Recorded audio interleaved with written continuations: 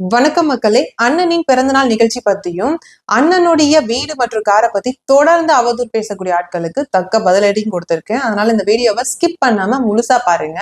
நேற்று அண்ணன் சீமான் அவர்களின் பிறந்தநாள் மிக சிறப்பா நடந்துச்சு. அதாவது ஒரு அரசியல்வாதியின் பிறந்தநாள் கொண்டாட்ட மாதிரி இல்லாம குடும்பங்களா ஒண்ணு சேர்ந்து ஒரு கோயில் கூட நடத்தின மாதிரி இருந்ததுங்க. ஏன் இதை சொல்றேன்னா, வெவ்வேறு ஊர்கள்ல இருந்து குடும்பமா குழந்தை குட்டியோட வந்து நிகழ்ச்சியில கலந்துகிட்டு காத்திருந்து அண்ணனை பார்த்து பரிசு பொருட்கள் புத்தகங்கள் எல்லாம் கொடுத்து புகைப்படங்கள் எடுத்துக்கிட்டு வாழ்த்து தெரிவிச்சுட்டு போனது ரொம்பவே மன நிகழ்ச்சியா இருந்துச்சுங்க. காலையில இருந்தே அண்ணனை பாக்குறதுக்கு கூட்டமா மக்கள் வந்துட்டே இருந்தாங்க. அதாவது மத்த அரசியல் கட்சி நிகழ்ச்சிகள் எல்லாம் 200 ரூபாய்க்கும் கோட்டருக்கும் கோழி பிரியாணிக்கும் கூட்டம் கூடும். ஆனா இங்க கூடின கூட்டம் அதுக்காக கூடின கூட்டம் கிடையாது. இந்த மண்ணையும் மக்களையும் நேசிக்கக்கூடிய ஆகச்சிறந்த தலைவனை அன்பின் நிமித்தமாக பார்க்க வந்த ஒவ்வொரு உறவுகளுமே இந்த நாட்டை நேசிக்கக்கூடிய தேசபக்தர்கள். அதனால தன் எழுச்சியா வந்தாங்க.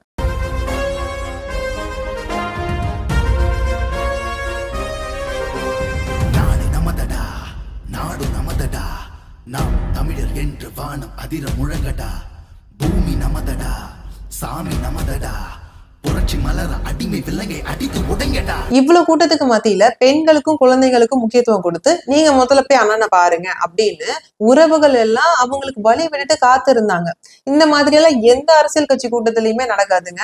திமுக கட்சி கூட்டத்துல இடுப்ப பிடிச்சு கிள்வான்வன், பாஜக கட்சி கூட்டத்துல பெண் பொறுப்பாளர்கள் கூட பார்க்க மாட்டாங்க, உரசுவான்வன். இது எல்லாமே நம்ம செய்தி சேனல்ல பார்த்திருப்போம். தாவேகா கட்சி கூட்டத்துல இன்னும் ஒருபடி மேல போய் அபியூஸ் பண்றது, செயின் அடிக்கிறது, பர்ஸ் அடிக்கிறது, செல்போன் அடிக்கிறதுன்னு திருட்டு வேலையும் பார்ப்பான்வன். ஆனா இங்க பெண்களுக்கு பாதுகாப்பை கொடுத்து மிக நேர்த்தியா வழி நடத்தினதை பார்க்கும்போது நான் உட்பட இந்த கட்சியில பயணிக்கக்கூடிய ஒவ்வொரு உறவுகளுமே பெருமைப்படக்கூடிய விஷயங்க இது. குறிப்பா பெண்களாகிய நாங்க ரொம்பவே பெருமைப்படுறோம். இந்தியாவிலேயே ஒழுக்கமாக கட்டுக்கோப்போட ஒரு கட்சி இயங்குதுன்னா அது நாம் தமிழர் கட்சி மட்டும்தாங்க. இது மட்டும் இல்லைங்க, ஒரு அரசியல் கட்சி தலைவரை எளிய மக்களும் அணுகி பாத்திர முடியும்னா அது அண்ணன் சீமான் அவர்களை மட்டும்தாங்க. இந்தியாவில் உள்ள எந்த அரசியல் கட்சி தலைவரையும் இப்படி எளிதா பார்க்கவும் முடியாது, பார்க்கவும் மாட்டாங்க. ஆனா தன்னை வந்து ஒரு எளிய மக்களின் தலைவனா காட்டிக்கிறதுக்கு அப்படியே ஒரு ஒயிட் கலர்ல ஷர்ட், கிரே கலர்ல பேண்ட், ஒரு கண்ணாடி எல்லாம் போட்டுட்டு பஸ்ல போக வேண்டியது. பஸ்ல உட்கார்ந்து இருக்கிறவங்களை பார்த்துட்டு பஸ்லயா போறீங்கன்னு கேட்க வேண்டியது.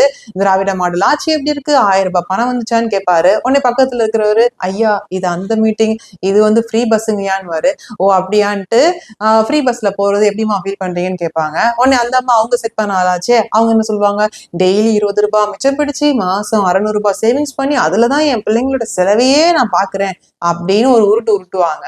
இன்னும் சில தலைவர்கள்லாம் நண்பா நண்பின வேண்டியது, பக்கத்துல யாராவது வந்தாங்கன்னா குண்டர்களை வச்சு தூக்கி வீச வேண்டியது. இவங்கதான் எளிய மக்களின் தலைவரா. சரி, நம்ம நிகழ்ச்சிக்கு வருவோம். இந்த ஊடகம் இருக்கே, அண்ணனையோ இல்ல அண்ணனை பார்க்க வந்த தலைவர்களையோ இல்ல அங்க வந்த கூட்டத்தை பத்தியோ இல்ல அங்க நடந்த நிகழ்ச்சியை பத்தியோ பேசாம காட்டாம வந்தவங்களுக்கு விருந்தோம்பலுக்காக செய்யற உணவு வகைகளை பட்டியலிட்டு காட்டுறாங்க. இதுதான் சிக்கன் 65, இது ஃபிஷ் ஃப்ரை, இது மட்டன் குழம்புன்னு. அதாவது அண்ணன் சீமான் அவர்கள் பிறந்த நாளுக்கு 3000 பேருக்கு விருந்தோம்பல் பண்ணாங்க, இதுதாங்க நியூஸ் அப்படின்னு காட்டுறாங்க. இந்த ஊடகம் நடுநிலையா இல்லாம ஒருதலை பட்சமா நடந்துக்கிறாங்க. வாழ்த்து தெரிவிக்க வருபவர்களுக்கு அசைவ விருந்து தற்போது தயார் செய்யப்பட்டு வருகிறது. பிரியாணி, சிக்கன் என அசைவ விருந்து தற்போது தயார் செய்யப்பட்டு வருகிறது. இந்த பிறந்த நாள் நிகழ்ச்சியில அண்ணனை உட்பட முக்கிய பொறுப்புல இருக்கக்கூடிய எல்லாரையுமே ஒரே இடத்துல சந்திச்சு அவங்களோட பேசி பழகுறதுக்கும் புகைப்படம் எடுத்துக்கிறதுக்கும் வாய்ப்பு கிடைச்சது. எனக்கு அது ரொம்பவே சந்தோஷமா இருந்தது.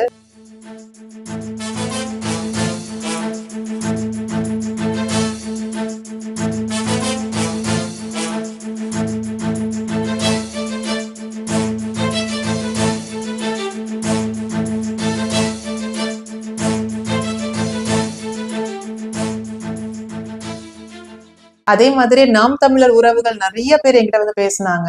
என்னுடைய காணொலியில உள்ள கருத்துக்கள்லாம் நல்லா இருக்கு அப்படின்னு என்ன அப்ரிஷியேட் பண்ணாங்க. வயதுல மூத்தவங்க எல்லாம் என்கிட்ட அன்போட பேசுனதெல்லாம் ரொம்பவே சந்தோஷமா இருந்தது. இவங்களுடைய அன்பெல்லாம் நான் சம்பாதிச்சிருக்கேன்னு நினைக்கும் போது ரொம்பவே பெருமையா இருக்கு. இன்னும் சில உறவுகள்லாம் என்கிட்ட பேசுறதுக்கு ஏதோ தயக்கத்திலே இருந்தாங்க. அது என்னால உணர முடிஞ்சது. தயக்கம் வேண்டாங்க, நான் ரொம்பவே இயல்பா பேசுவேன். அதே மாதிரி நம்ம உறவுகள் நடத்தும் யூடியூப் சேனல்ல இருந்து பேட்டி கொடுங்கன்னு கேட்டிருந்தாங்க. ஆக்சுவலா எனக்கு கொஞ்சம் உடம்பு சரியில்லைங்க. டிராவல் பண்ணது இன்னும் அதிகமாயிடுச்சு, அதனாலதான் கொடுக்க முடியல. அப்புறம் முக்கியமான விஷயம் ஒண்ணு சொல்லணும்னு நினைக்கிறேங்க. அதாவது அண்ணன் சீமான் அவர்களுடைய வீடு வந்துட்டு பங்களா வீடு, பேலஸ், மாளிகை அப்படி இப்படின்னு திமுக காரன், பாஜக காரன், தவேகா காரன், அப்புறம் இந்த சவுக்கு சங்கர் போன்ற ஆட்கள் எல்லாம் உருட்டிட்டு கிடந்தாங்க. இவங்க எல்லாம் பேலஸ பார்த்ததே இல்லையா? சொல்ல போனா திமுக அதிமுக கட்சியில இருக்கக்கூடிய கவுன்சிலர்ஸ், பஞ்சாயத்து தலைவர் கூட மாளிகை மாதிரி வீட்டை கட்டி வச்சுட்டு வாழ்றானுங்க. இவங்கதான் பேலஸ்ல வாழ்றாங்க. அண்ணன் வாழ்ற வீடு 15 வருஷத்துக்கு முன்னாடி ஒரு 3/4 கிரவுண்ட் இடத்துல 30 இருந்து 35 லட்சத்துக்குள்ள கட்டின வீடு மாதிரிதாங்க இருக்கு. ஒரு ஆவரேஜ் வீடு தான் அது. வாடகைக்குன்னு விட்டா ஒரு 30,000க்கு விடலாம். அவ்வளவுதாங்க அந்த வீட்டோடைய ஒர்த்து. ஏன் வாடகை இவ்வளவு அதிகம்னா, எல்லா அரசியல்வாதியும் நடிகரும் சென்னை ஈசிஆர்ல ஒதுங்கினதுனாலயும், அவன் வீட்டை கட்டி போட்டு ஷூட்டிங் விட்டதுனாலயும் அந்த ஏரியாவுடைய மார்க்கெட் விலை கூடிடுச்சு. இதனாலதான் வாடகை லட்சத்துல இருக்கு. மத்தபடி அந்த ஏரியாவுடைய இன்ஃப்ராஸ்ட்ரக்சர் கேட்டீங்கன்னா ரொம்பவே அண்டர் டெவலப்டா இருக்குங்க. குறுகிய சாலை, மழை பெஞ்சா தண்ணி தேங்கக்கூடிய பள்ளமான பகுதி. அதுவே சென்னையில இருக்கக்கூடிய ஆல்பாபேட், மயிலாப்பூர், பெசன்ட் நகர், திருவான்மையூர், அண்ணா நகர், மவுண்ட் ரோட்லாம் தாங்க ஒரு குட் இன்ஃப்ராஸ்ட்ரக்சருக்குரிய இடம். ஆனா ஈசிஆர் பக்கம் ஒண்ணும் கிடையாதுங்க. வாடகைக்கு யாரும் அண்ணனுக்கு வீடு தர மாட்டாங்க. அதனாலதான் இந்த இடத்துல இவ்வளவு வாடகை கொடுத்து இருக்க வேண்டிய நிலைமையா இருக்கு. இந்த வாடகை கொடுக்குற காசை உலகம் ஃபுல்லா பரவி இருக்குன்னு நம்ம தாய் தமிழ் உறவுகள்லாம் ஒண்ணு சேர்ந்து மாதம் மாதம் அவங்க முடிஞ்ச தொகையை போட்டாலே கட்சி பேர்ல ஒரு இடத்த வாங்கி போட்டு வீட்டை கட்டிடலாம். இப்படி கண்ட ஆட்களுடைய ஏச்சு பேச்சுக்கெல்லாம் ஆளாக தேவையே இல்லை. அண்ணன் வந்துட்டு இதெல்லாம் எதிர்பார்க்க மாட்டாங்க. ஆனா நம்ம இதை செய்யலாம்னு நான் நினைக்கிறேன். நீங்க என்ன நினைக்கிறீங்கன்ற உங்க கருத்தை கமெண்ட் செக்ஷன்ல சொல்லுங்க. அடுத்தது பாத்தீங்கன்னா, அண்ணன் வந்துட்டு கோடிக்கணக்குல மதிப்புள்ள லக்ஸூரி கார் வச்சிருக்காரு அப்படின்னு அவன் அள்ளி விடுறான்.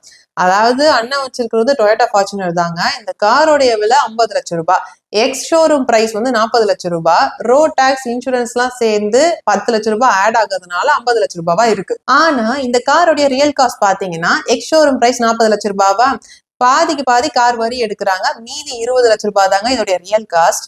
இந்த 20 லட்சம் ரூபாய் காருக்கு தான் தயாரிப்பு வரி, விற்பனை வரி, டாக்ஸ்ன்னு போட்டு 30 லட்சம் ரூபாவை ஆட் பண்ணி 50 லட்சம் ரூபாவா இருக்கு. 20 லட்சம் ரூபாய்க்கு ஒரு காரை தயாரிச்சா அது எப்படி இருக்கும்?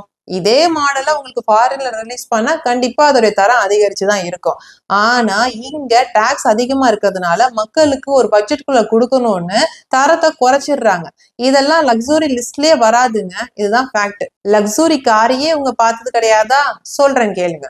BMW, Mercedes-Benz, Audi, Lexus, Porsche, Rolls-Royce, Bentley, Cadillac, Jaguar, Volvo, Ferrari, Land Rover.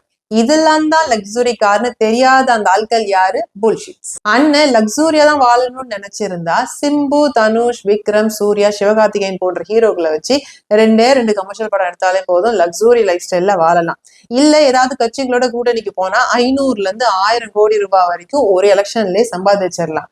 ஆனா இதெல்லாம் அவர் விரும்பல. 15 வருஷமா தான் கொண்ட கொள்கையில சமரசம் இல்லாம தனிச்சு இந்த களத்தில் நின்று தலைவர் மேதகு அவர்களை தலைவனாக ஏற்றுக்கொண்டு சத்தியத்தின் பாதையில் இந்தியாவிலேயே இயற்கையும் இந்த மண்ணையும் மக்களையும் நேசிக்கக்கூடிய ஆக சிறந்த மக்கள் தலைவனாக அரசியல் களத்துல பயணிச்சுட்டு வராரு.